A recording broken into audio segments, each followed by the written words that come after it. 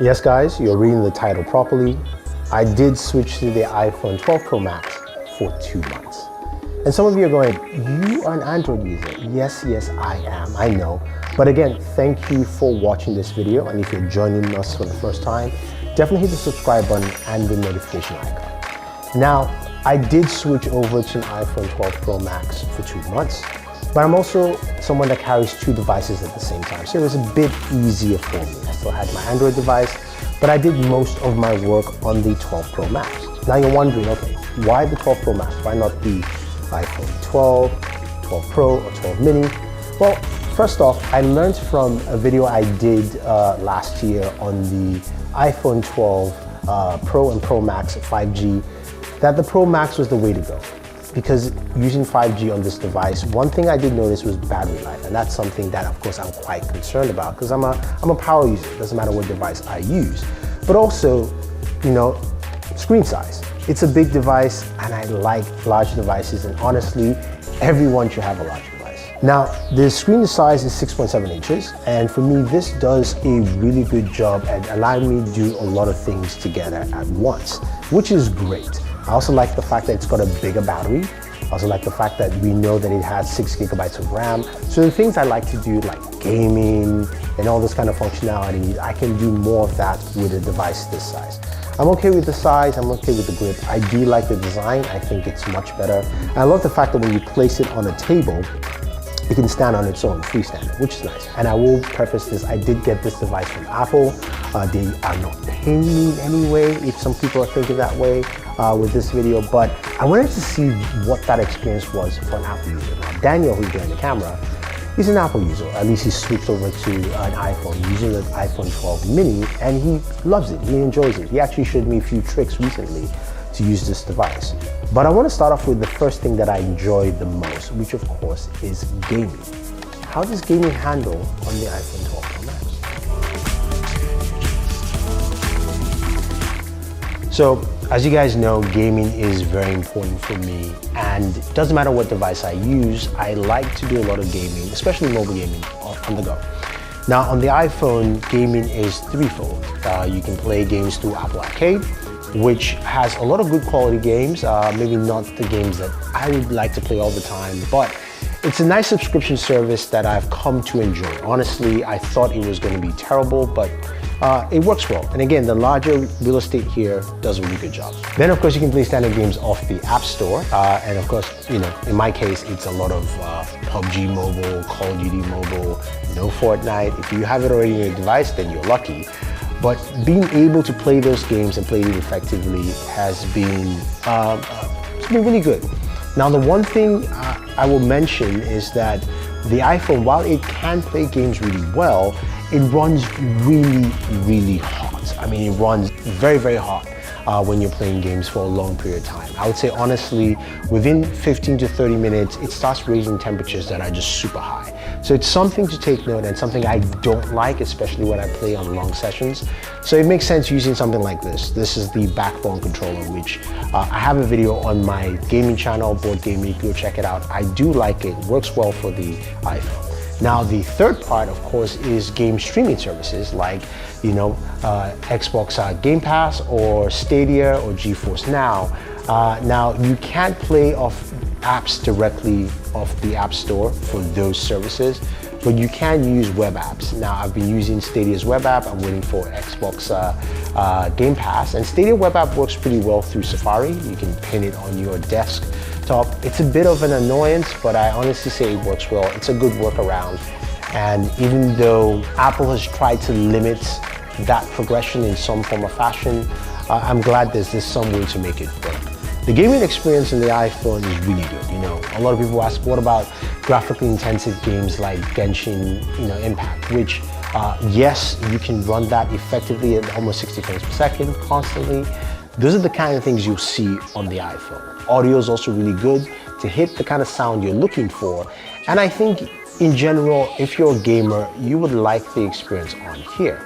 Now, before I talk about other things, I'm just going to continue my gameplay session because I just started in Call of Duty Mobile and I need my ranking to go up.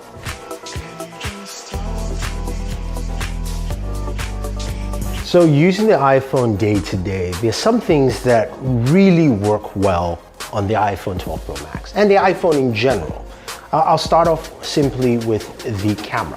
Now the iPhone takes some really solid pictures, and if I were to compare it to say like my Galaxy Note 20 Ultra, it depends on which things. Ultra I think does well with the ultra wide, the zoom. The iPhone does really good job with portrait photos, but the images still look really, really good. But when it comes to video, and of course I make YouTube videos, right? This is where the iPhone takes that extra step. Video recording on this device is really good, but some of you will say, well, okay, you can do this on the 12 mini or 12 Pro. That comes back to battery life as well. So if I'm recording 4K 60 for an extended period of time, then I can do that much longer on the 12 Pro Max. Plus, I've got a bigger screen as a viewfinder. And if I want to actually try and do something cinematic, I can see what I'm doing, I gauge it much better on the device. But the camera is really, really solid. Now, when you move over to the software, iOS runs pretty well. It's pretty smooth. There's some things I don't like. I can get into it, and I will get to it later on in this video. But I want to talk about the software, meaning iOS and of course apps as well. iOS is a smooth piece of software.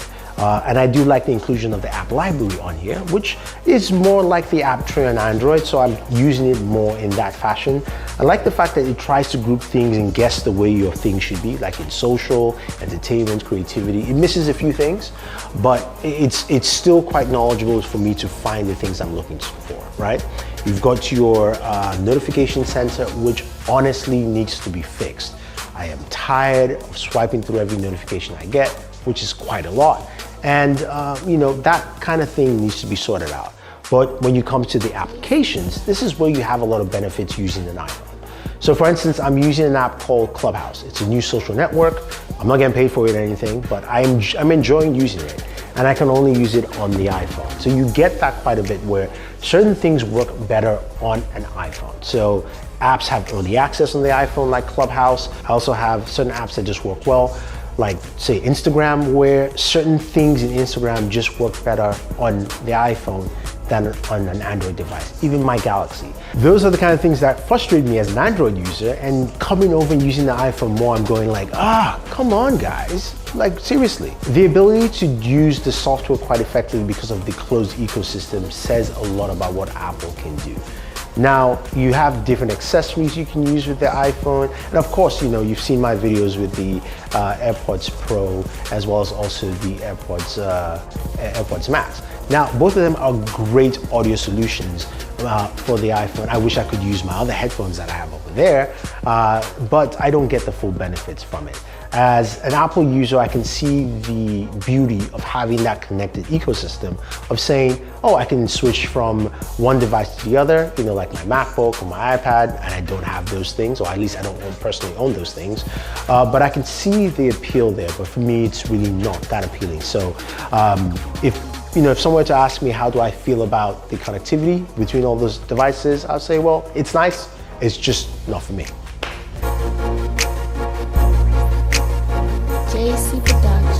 So you've heard me say a lot of great things about the iPhone 12 Pro Max, but here are a few things that I hope Apple changes. Software, hardware, that kind of thing, right?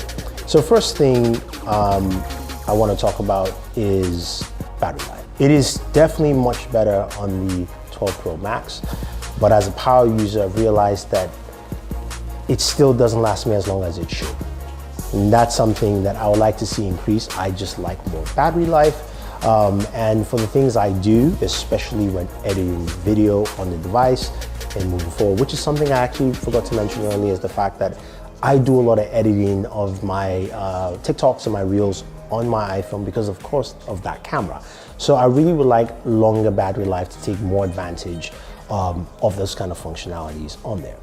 When it comes to software though, I like the improvements that they've added to iOS. I like the fact that in the camera app, with Apple Pro RAW, there's a little RAW button you can turn on and off. There are more features and swipe through. I like that they've done a lot of things we've complained about in the past. I'm still irked the fact that I cannot customize my home screen. I am sorry. When people have the brand new home screens where they're throwing in widgets so they can move their app icons around. That's just silly. I'm sorry, it's silly. I just want you to be able to manually move an icon from left to right and keep it there. That is something I just cannot do on the iPhone. And for me, it frustrates me because I actually want to clear the whole home screen and I just want to see my Batman wallpaper, and that is just me. And by the way, if you want to get this wallpaper, I have a link for you guys down below. Those are some of the things I don't like. Another thing to mention is that notch. I know this is the third generation of the notch. We had it with the iPhone 10, 11, and now 12. I wished it was thinner. I wish it wasn't there at all. As much as a lot of people will say, well, it doesn't bother me, it does bother me when I game, it does bother me when I watch video, and I tend not to watch a lot of video on this. I will go back to my Android device here just to watch video just because of that notch. It's still a bother, and it may not be for other people, but it's just something that concerns me. USB Type-C, that's something I would like to see as well. And then finally, MagSafe. Now, MagSafe is one that I've discussed quite a bit with Daniel, and he's laughing right there behind the camera, because honestly, I like and I don't like it at the same time. I think MagSafe is great, and you have a bunch of different options for MagSafe. So you've got the standard MagSafe charger from Apple, and you've also got like a third-party charger from Speedium, which by the way is about half the price. So use the link down below to pick that up if you're thinking about getting MagSafe. And also you do have the dual MagSafe charger, which I kind of like because if you have an Apple Watch, you can use that with it. And it simply folds up, throw in your back pocket or in your front pocket in your jeans, and you can go anywhere with it. What I don't understand with MagSafe, or at least for me, just doesn't really fit, is that it's basically wired charging with a magnet that is slower. That's what I don't get. And to me, I'd rather just have USB Type-C, which we don't have on the iPhone yet, and I don't even know if Apple will give that to us. We might just go to MagSafe fully for the iPhone 13 this year. But that's something that I wrestle with MagSafe, where I do like the ability of having MagSafe behind my device. I can dangle it around if I want to. I can game more effectively with it. That is very true because it doesn't block, of course, my hands while gaming, but it's also slower and I lose more energy that way. Plus, since Apple has taken away the charger out of the box, I understand that, but to use MagSafe, you need a 20-watt charger. So if you're coming from a much older iPhone to the 12 series, you still have to buy a brand new charger. And of course, by the way, I have links for those chargers as well that are just 20 bucks in the description. I know it sounds like I'm selling you a lot of stuff and telling you this or that about the device. I do like the iPhone 12 Pro Max, I honestly do. I think it's a solid device and I like the changes Apple has made. Has Apple made me switch all the way through? No. I'm not gonna lie to you, I'm not one of those YouTubers who tell you, oh, I fully switched for a year. That's just complete bullshit, at least for me. What I will tell you is that I am enjoying the experience and I think that they've done a good job. They haven't gotten me there fully, but it also means that Android devices will have to pick up the pace and do things better. And I think that is what we want, is competition at the end of the day. I want to get that kind of camera fluidity on my Galaxy devices, on my OnePluses. I want to be able to have that sweet connectivity between the accessories, which is getting better on Android, still not as fast as we have here. I want to also have that smoother motion with software, which we have with some Android devices, like the Pixel devices and the OnePluses, and even the Galaxy is picking up. But those are the things that these devices can learn from each other. And I'm glad to see that, Apple is stepping up their game and they're pushing the boundaries and their processors are doing well. And there's a lot of things to like on this. So if you ask me, should I get an iPhone 12 Pro Max? I would say yes. If you like the ecosystem, you like using Apple devices, but you also want a device that has a really good camera and also some really good battery life, at least for the iPhone series, then definitely pick it up. As for me, that was my 2-month run. I will give you updates when I get to longer periods of time as you use this device. Hopefully you enjoyed this video. I know it's a bit long and chatty, but I think that we've all learned something new today with the iPhone 12 Pro Max. So if you have any questions or any comments, let me know, guys. And thank you for watching this video.